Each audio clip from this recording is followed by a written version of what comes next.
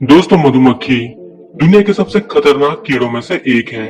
लेकिन ये जितने खतरनाक होते हैं उतने ही मेहनती भी होते हैं। खतरनाक इसलिए कि इनके पास नुकीले डंक होते हैं और अगर इसने अपना डंक किसी इंसान को मारा तो उसे भयानक दर्द होता है।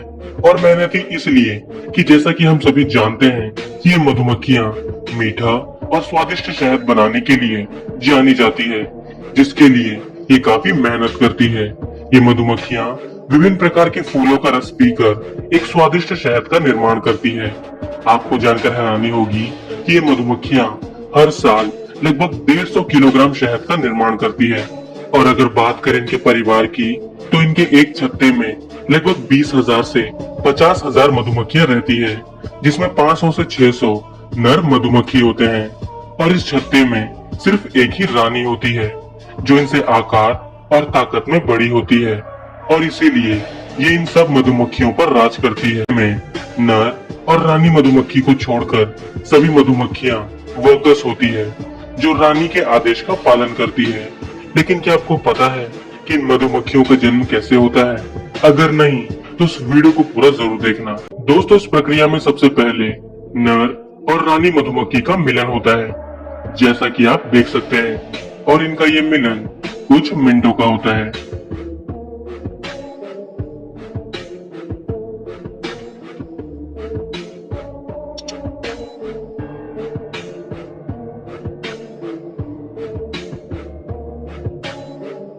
तो जैसे इनके मिलन की प्रक्रिया पूरी हो जाती है, उसके कुछ दिनों बाद ही रानी अंडे देने की अवस्था में आ जाती है।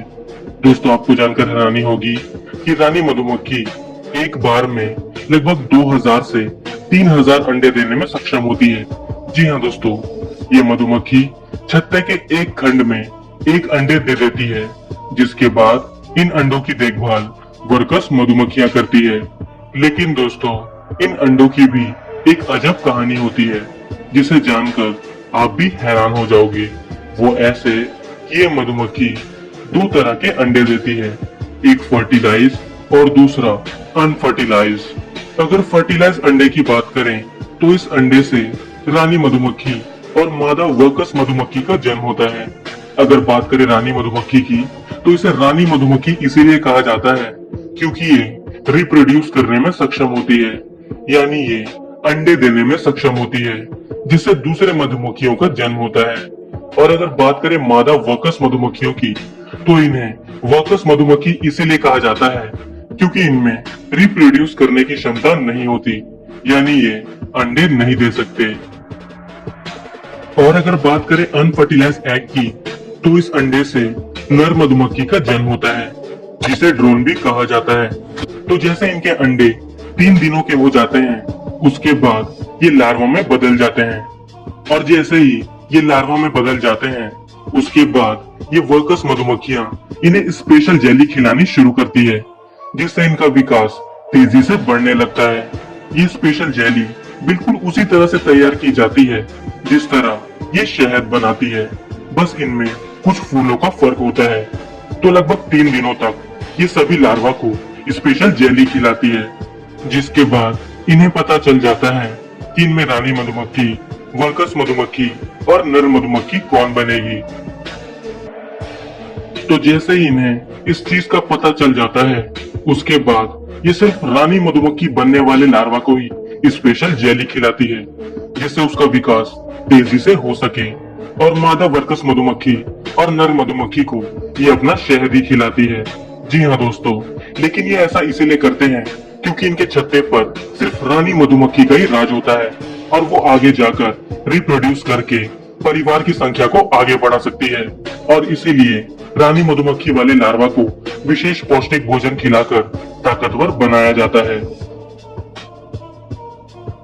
तो जैसे इन लार्वा को 6 दिन पूरे हो जाते हैं, उसके बाद इन खंडों को मोम की परत से बंद कर दिया जाता है, जिसके बाद लार्वा अंदर से प्यूपा बनाना शुरू करते हैं, जैसा कि आप देख सकते हैं।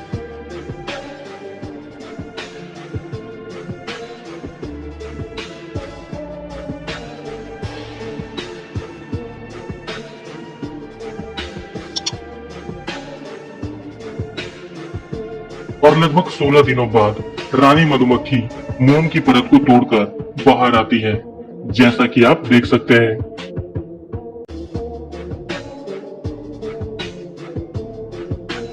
और इस तरह रानी मधुमक्खी का जन्म होता है और लगभग 22 दिनों बाद वर्कर्स मधुमक्खी का जन्म होता है और 24 दिनों बाद नर मधुमक्खी का भी जन्म हो जाता है, जिसके बाद ये कुछ ही दिनों में मिलन के लिए तैयार हो जाते हैं और फिर से मिलन कर ये अपने जीवन चक्र की प्रक्रिया को शुरू करते हैं। और अगर बात करें इनके जीवन काल की, तो वर्कर्स मधुमक्खी का जीवन काल 6 हफ्तों का होता है, जिसमें ये अंडों की देखभाल, छत्ते का निर्माण, शहद का निर्माण और छत्ते की सुरक्षा जैसे कार्यों को अंजाम देती है। और अगर बात करें नर मधुमक्खी की, तो उसका जीवन काल 20 हफ्तों का होता है, जिसमें इसका सिर्फ एक और मुख्य काम होता है, और वो है रानी मधुमक्खी से मिलन करना, जिसके बाद नर मधुमक्खी की मौत हो जाती है, क्योंकि मिलन के दौरान ये नर अपना सारा स्पर्म रानी के शरीर में ट्रांसफर कर देता है, जिसके कारण उसके शरीर की सारी शक्ति खत्म हो जाती है, जिसके कारण उसकी मौत हो जाती है।